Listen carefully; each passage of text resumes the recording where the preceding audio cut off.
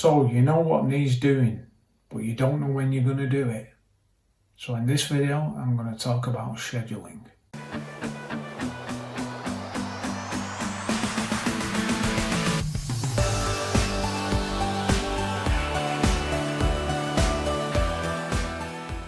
Hi, I'm Mike. Welcome to my channel. Thanks for joining me.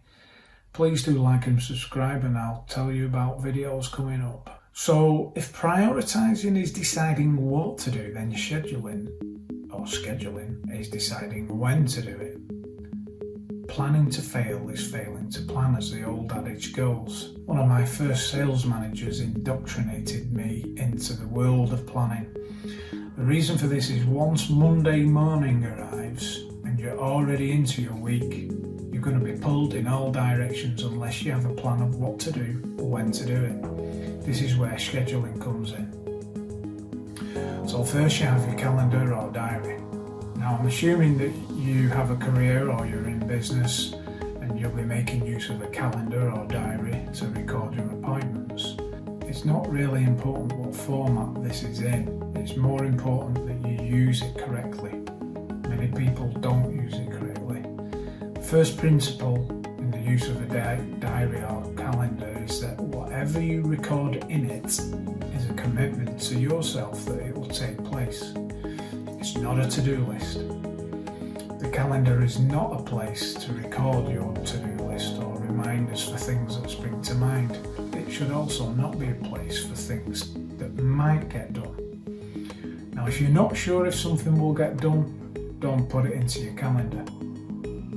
Now ideally you'll have different views in your calendar. This is why I now use Gmail calendar. And I only have to add the entry once and it shows in all the views. And I can view my calendar by day, week or month. And you'll see later how this is useful. So what should you be putting into your calendar? Firstly, appointments. Any appointment or meeting that you're committed to attending which has a set time.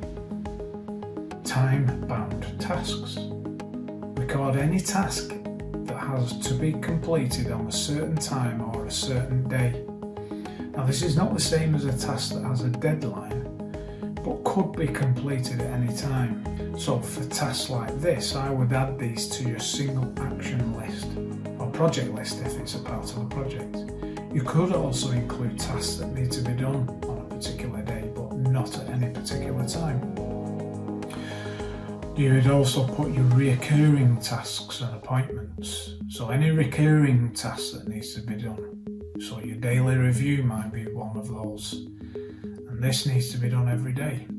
Likewise, your weekly review. So these are two commitments that you're keeping with yourself. And I would treat these like an appointment with your boss. Your regular daily routines. Now you may not want to fill your calendar with such mundane things as meals and travel times, and I can understand that.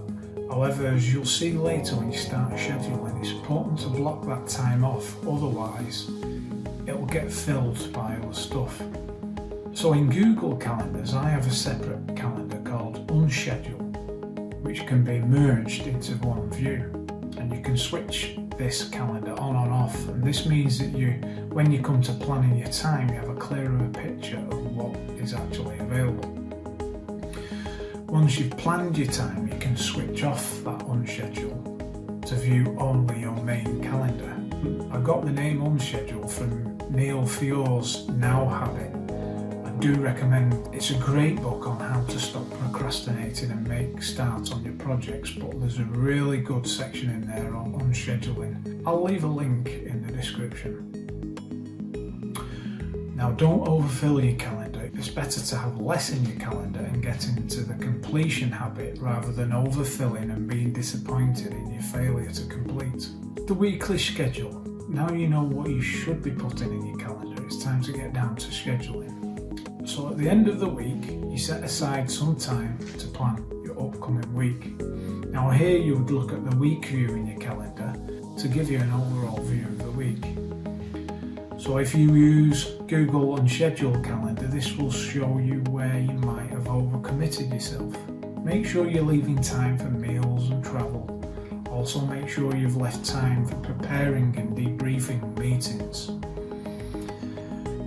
Have you left enough time for exercise, family time, or just me time? If not, put that into your unscheduled diary. Once you've got this in, you might be surprised how little extra time you've got to work on goals and projects. So now's the time to make adjustments. Next, look at your weekly goals. So with your free time available, do you really have enough time to achieve everything you want?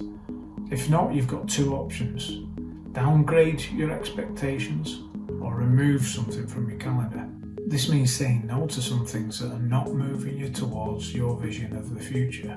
Can you forego an hour's worth of TV? Go to bed an hour early. Get yourself up an hour early the next day and use this time productively. By the way, an hour in the morning is worth 2 in the afternoon.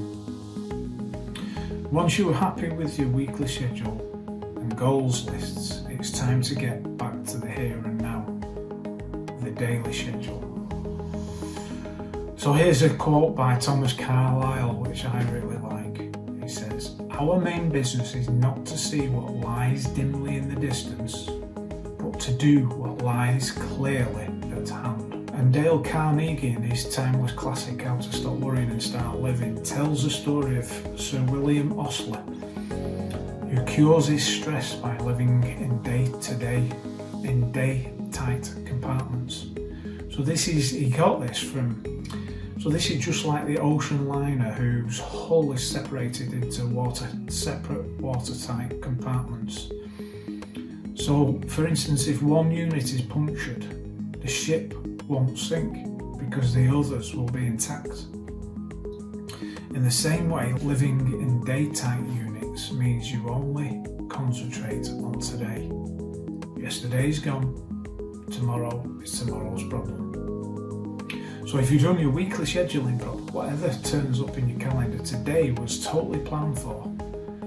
What this concept means is that you have certain things you plan to achieve in your day. You'll also have stuff happen to you. And as you can only deal with what is in front of you, it is important to focus just on today. This is the art of working effectively.